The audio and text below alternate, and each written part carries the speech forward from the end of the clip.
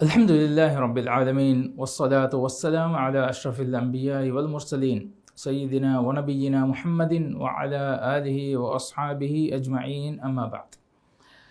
The shahadhah, or the testimony of faith, La ilaha illallah Muhammadur Rasulullah. This is the most important statement in the life of a Muslim, or any human being for that matter. It is the greatest word in existence. It has very significant consequences as well as great virtues and merits. This profound statement is the reason for all the creation. It was the reason the prophets and messengers were sent. The books were revealed. It is the foundation of Islam and the pillar of belief. Without it, the faith of none of us would be valid. These two phrases are the most important statements in Islam. Allah says in the Quran, Shahidallahu annahu la ilaha illa huwa wal malaikatu wa ulul ilmi qa'iman bil qist, la ilaha illa huwa al azizul hakim. Allah bears witness that none has the right to be worshipped but He. So do the angels and those having knowledge. He is always maintaining His creation in justice. None has the right to be worshipped but He, the Almighty, the All-Wise. When the Prophet ﷺ sent the companion Mu'adh radiallahu anhu to Yemen, he said, "Call them to bear witness that there is no God worthy of worship except Allah, and that I am the messenger of Allah. If they accept that, then tell them that Allah has enjoined on them 5 prayers to be offered every day and night. If they accept that, then tell them that Allah has enjoined on them charity, or the zakah, to be taken from their rich and given to their poor. Of all the blessings Allah has bestowed upon us, this statement depicts the greatest of all those blessings, as it is the key to entering the paradise and saving ourselves from the hellfire.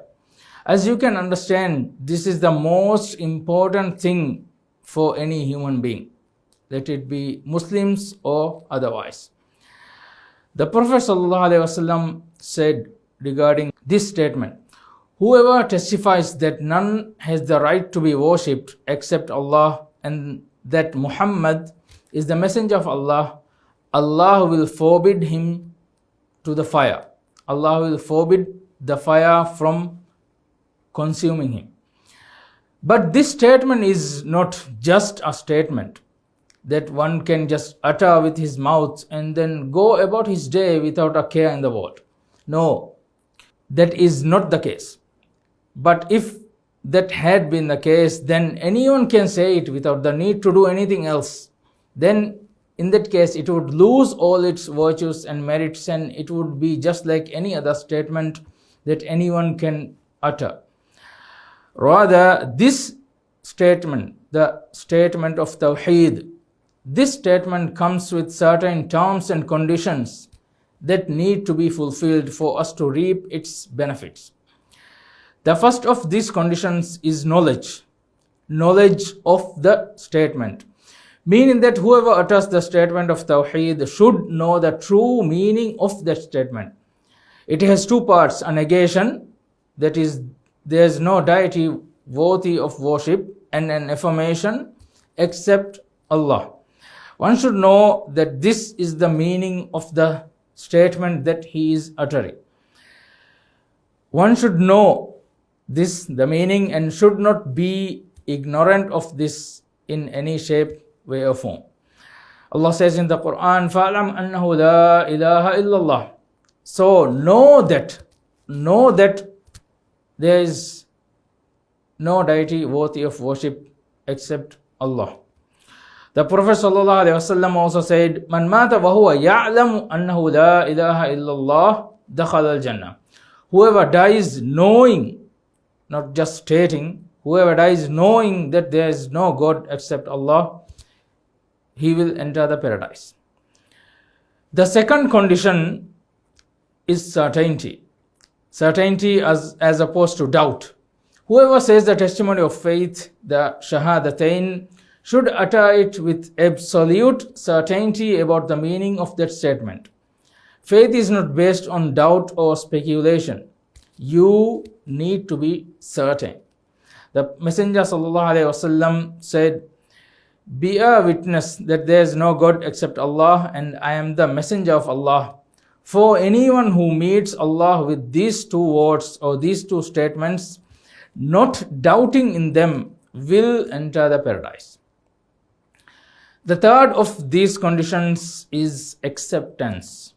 Acceptance in this context means that the one who utters the testimony of faith, who utters this statement, should accept what is implied by that statement, such as the guidance of the Prophet sent by Allah.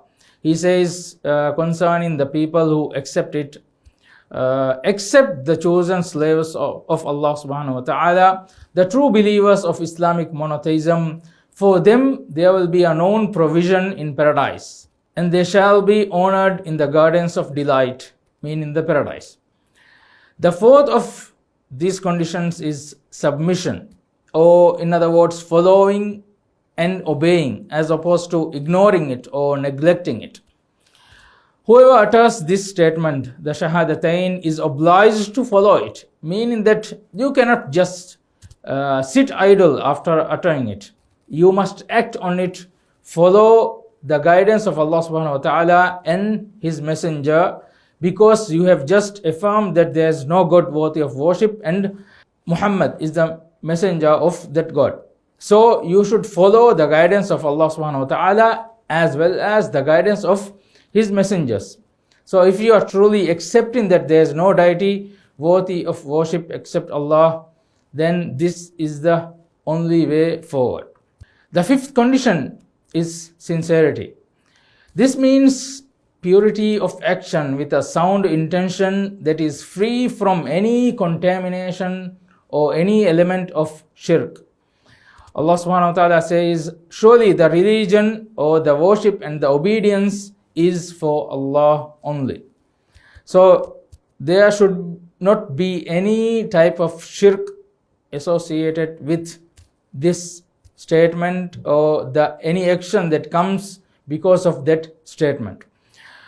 The Prophet ﷺ said, "The people who will be most deserving of my intercession on the day of judgment will be those who say the statement of Tawheed or La ilaha illallah sincerely from their hearts or their souls." The sixth condition is truthfulness or true belief. This is truthfulness as opposed to lying. This means that the one who says the statement of faith, the statement of Tawheed, should say it sincerely from his heart, with harmony between what is in the heart and what is said on the lips. You shouldn't be saying one thing with your lips while believing something else altogether in your heart. Allah says in the Quran, "And of mankind there are some people who say, we believe in Allah and the last day, while in fact they believe not. They think to deceive Allah and those who believe, while they only deceive themselves and they perceive it not." The last of these conditions is love. This means love for this statement and everything else that it implies, including love for the people of the statement, meaning the rest of the people who utter and believe in it, act upon it, and adhere to its conditions. Allah says in the Quran, "And of mankind there are some who take for worship others beside Allah as rivals to Allah. They love them as they love Allah, but those who believe love Allah more than anything else."